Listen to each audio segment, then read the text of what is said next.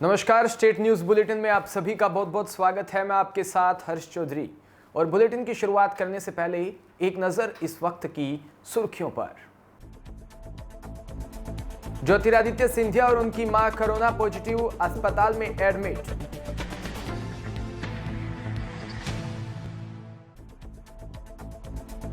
गहलोत सरकार का mega plan, 43 lakh लोगों को 2 महीने का फ्री राशन।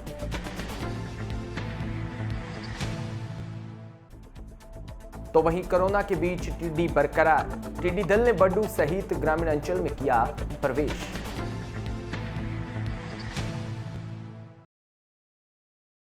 और अब खबरें विस्तार से। भारतीय जनता पार्टी के नेता और पूर्व केंद्रीय मंत्री ज्योतिरादित्य सिंधिया और उनकी मां माधवी राज्य सिंधिया को कोरोना हो गया। दोनों को दिल्ली के मैक्स हॉस्पिटल में एडमिट करवाया गया है। सिंधिया को गले में खराश और बुखार की शिकायत थी। इसके बाद उनका कोरोना टेस्ट भी किया गया। बताया जा रहा है कि ज्योतिरादित्य सिंधिया और उनकी मां माधवी राज्य सिंधिया 4 दिन पहले मैक्स साकेत में एडमिट करवाया गया। वहीं ज्योतिरादित्य सिंधिया में कोरोना के सिम्टम्स थे, लेकिन उनकी मां में कोई लक्षण नहीं थे। आज दोनों का टेस्ट रिपोर्ट पॉजिटिव आया। अब दोनों का इलाज चल रहा है। बताया जा रहा है कि लॉकडाउन के ऐलान के बाद ही ज्योतिरादित्य सिंधिया दिल्ली में ही है। वो अपने परिवार के साथ दिल्ली स्थित अपने आवास पर रह रहे थे, लेकिन 4 दिन पहले अचानक ज्योतिरादित्य सिंधिया में कोरोना के सिम्टम्स दिखे। इसके बाद उन्हें हॉस्पिटल में एडमिट करवाया गया। ज्योतिरादित्य सिंधिया में कोरोना के सिम्टम्स दिखने के बाद उनका कोरोना टेस्ट भी करवाया गया। इसके साथ ही उनकी मां माधवी राज्य सिंधिया को भी कोरोना जांच करवाई गई। दोनों की रिपोर्ट पॉजिटिव आ गई। अब दोनों में के संपर्क में आए लोगों को क्वारंटीन करने की प्रक्रिया भी शुरू कर दी। साथ ही कोरोना के सोर्स की भी तलाश की जा रही है।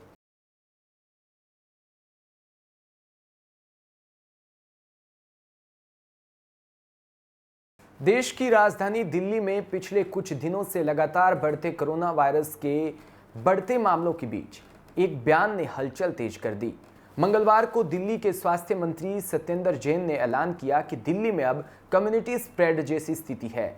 इस बात को एम्स के डायरेक्टर ने मान लिया, लेकिन केंद्र सरकार इसका ऐलान करेगी। अब इस बयान के बाद कई तरह के सवाल खड़े हो रहे हैं। क्या दिल्ली में कोरोना की स्थिति बेकाबू हो गई है? और ये कम्युनिटी स्प्रेड क्या है? क्योंकि अगर स्थिति बिगड़ी तो एक बार फिर लॉकडाउन जैसी स्थिति सामने आ सकती है।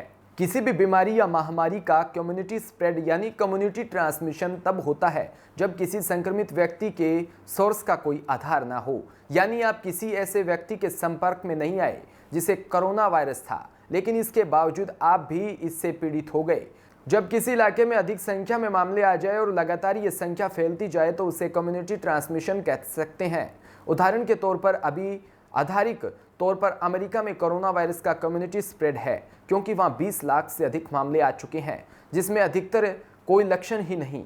ऐसे मामलों में किसी व्यक्ति को पता भी नहीं चलता कि वो कोरोना वायरस से पीड़ित हो गया है, लेकिन टेस्टिंग सच उजागर करती है। विश्व स्वास्थ्य संगठन के अनुसार ये कोरोना वायरस की तीसरी स्टेज है, यानी पहली स्टेज जब कोई संक्रमित व्यक्ति आपके क्षेत्र में आता है, और दूसरी स्टेज उस संक्रमित व्यक्ति से संपर्क में आए लोग कोरोना वायरस से पीड़ित हो जाए, और तीसरी स्टेज तब आती है जबकि कोई सोर्स के बिना कोई भी व्यक्ति संक्रमित हो जाए। मंगलवार को दिल्ली के स्वास्थ्य मंत्री सत्येंद्र जैन ने माना कि दिल्ली में ऐसे कई मामले हैं जिनका कोई सोर्स नहीं, यानी वो कोरोना पीड़ित कैसे हुए ये पता ही नहीं चल रहा। ऐसे में दिल्ली में कम्युनिटी स्प्रेड का डर भी बताया जा रहा है।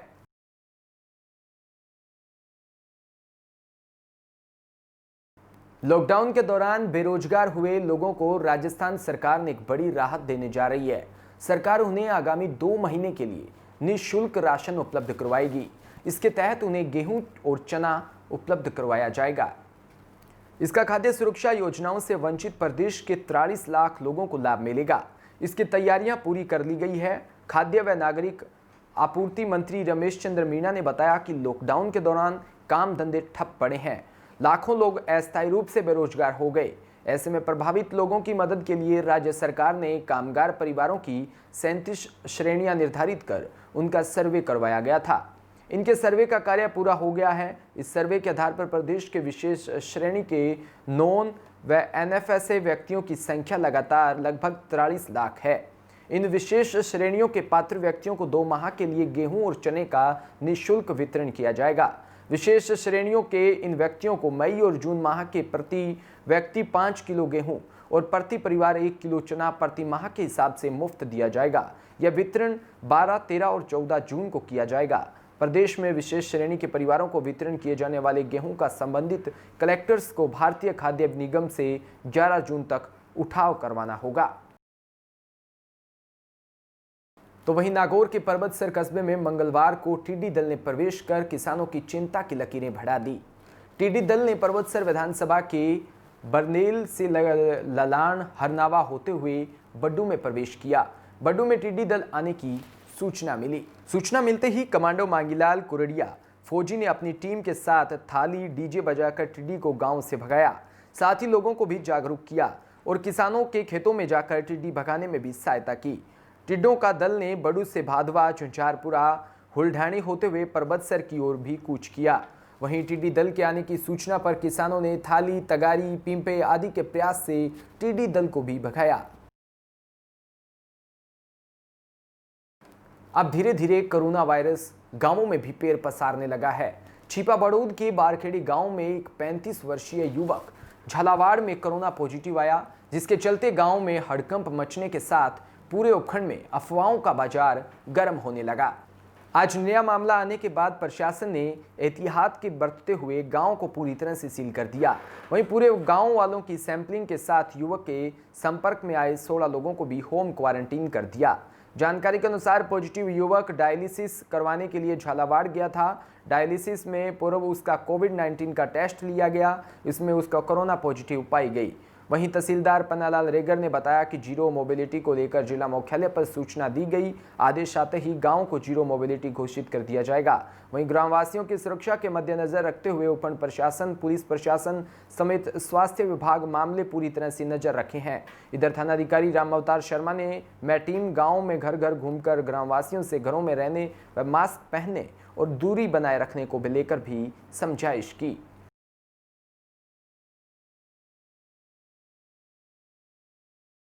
अभी रिपोर्ट भेज के इसको जीरो मोबिलिटी डिक्लेयर करवाएंगे अभी कलेक्टर साहब से, तो 14 दिन के लिए जो है यहाँ जीरो मोबिलिटी डिक्लेयर हो जाएगी। उसके अलावा डॉक्टर साहब, CMHO साहब, मैं टीम के पधार ही रहे हैं। अभी जो उसके परिवार से संबंधित, मरीज़ के परिवार से संबंधित हैं, उनकी सबकी सैंपलिंग की जाएगी। उसके अलावा पूरे गाँव की भी जाँच होगी मेडिकल टीम द्वारा।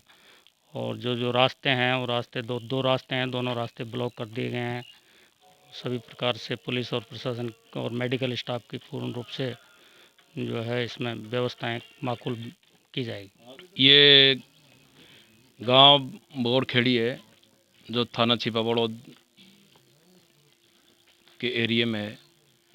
तो जैसे हमको रात्रि को सूचना मिली तो प्रशासन और पुलिस और स्वास्थ्य विभाग रात्रि को ही हरकत में आ गया और हम लोगों ने एक आपस में वार्तालाप करके और इसको रोकने के लिए, और जिस परिवार का व्यक्ति जो प्रेम नारायण सनो पांचूलाल मीणा है जो पॉजिटिव आया, उस परिवार के जितने भी कैंडिडेट है उन सब की सैंपलिंग, जांच व अन्य ग्रामवासियों की, पड़ोसियों की भी सैंपलिंग, जांच की कार्रवाई की जाएगी और पूर्ण मुस्तैदी से गांव का ध्यान रखा जाएगा ताकि ये सिम्टम अन्य लोगों में नहीं फैले।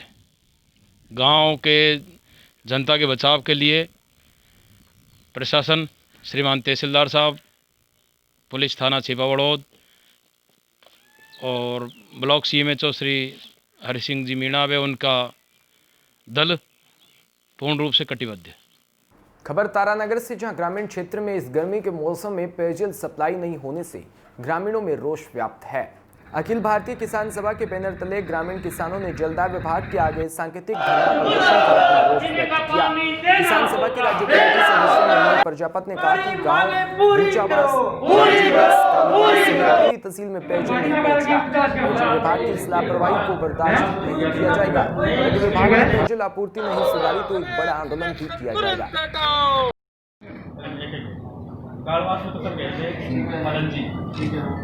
ग्रामीण क्षेत्रों में पिछले कई दिनों से पेयजल आपूर्ति बुरी तरह चरमराई हुई है। इसके खिलाफ आज अखिल भारतीय किसान सभा की तरफ से PhD कार्यालय के एक्शन का घेराव करके पेयजल आपूर्ति बहाल करने, गांव में, ढाणियों में, कस्बे में हर मोहल्ले में पानी पहुंचे।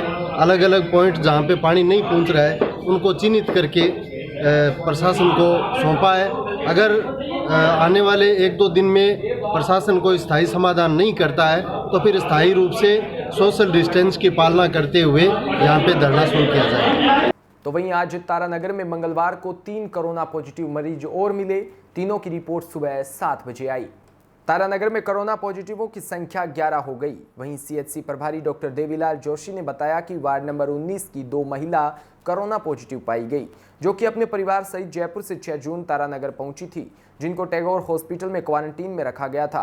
वहीं वार्ड नंबर 4 में से भी 5 जून को एक व्यक्ति नागौर से तारानगर आया था, जो मंगलवार को पॉजिटिव पाया गया, जो पहले से ही मॉडर्न स्कूल में क्वारंटीन सेंटर में था। सभी तीनों कोरोना पॉजिटिवों को चूरू मेडिकल कॉलेज भिजवा दिया गया है।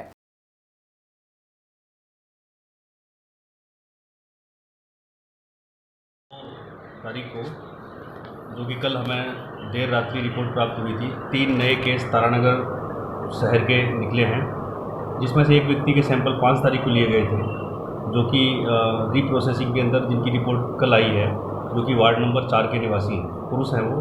और अन्य 2 सैंपल जो कि 6 तारीख को लिए गए थे, वो 2 महिलाएं हैं और उनकी रिपोर्ट भी लेट नाइट आई है।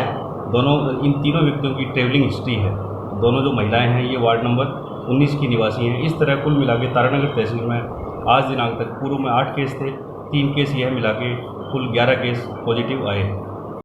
तारानगर के जो वार्ड नंबर 4 के हमारे निवासी है जो भी पॉजिटिव आए हैं, जो नागौर से आए थे, 5 तारीख को उनको हमने मॉडर्न स्कूल में क्वारंटाइन किया था। 6 को उनकी सैंपलिंग हुई और उनका परिणाम आज पॉजिटिव पाया गया है। इसी तरह 6 तारीख को जयपुर से वार्ड नंबर 19 के 2 निवासी है वो तारानगर आए थे, जिनको जो टैगोर पब्लिक स्कूल में हमने क्वारंटाइन किया था और 6 तारीख को उनका सैंपलिंग लिया गया, जिनकी भी रिपोर्ट आज पॉजिटिव पाई गई है। तीनों ही व्यक्ति है जो आज पॉजिटिव आए हैं वो क्वारंटाइन सेंटर में भर्ती थे। किसी के घर जाने की या कॉन्टैक्ट की हिस्ट्री नहीं है, इसलिए तारानगर लोकल में किसी तरह की परेशानी आने की बहुत कम संभावना है। और तीनों का ही रेफर हमें चूरू भर्ती इलाज के लिए रेफर कर दिया गया है और उनकी आगे की कॉन्टैक्ट हिस्ट्री और उनका क्या ट्रैक रहा है उसकी जानकारी हमारी आज टीम जाके और उनसे करेगी। तो वहीं खबर सिरोही से, जहां मंडार उपखंड क्षेत्र के मोरवाड़ा गांव में 9 साल की बच्ची कोरोना पॉजिटिव निकली। यह परिवार अहमदाबाद से आया था, तो वहीं मां की ममता से 9 साल की बच्ची दूर हो चुकी है। सरकार द्वारा लगातार सतर्कता बरतने को लेकर लोगों की सूचना दी जा रही है, फिर भी थोड़ी चूक भारी पड़ती नजर आ रही है। लगातार सीएमओ राजेश कुमार द्वारा चिकित्सा विभाग को दिशा निर्देश दिया जा रहा है कि कोई भी पॉजिटिव मरीज के साथ लापरवाही नहीं बरते, बल्कि उस पॉजिटिव मरीज के साथ प्यार से पेश आए, ताकि उसके अंदर हौसला और हिम्मत बढ़ सके। आज जब बच्ची को लेने चिकित्सा टीम पहुंची तो उन्होंने बड़ी प्यार से उस बच्ची को समझाकर अपने साथ एम्बुलेंस में लेकर रवाना हो गए।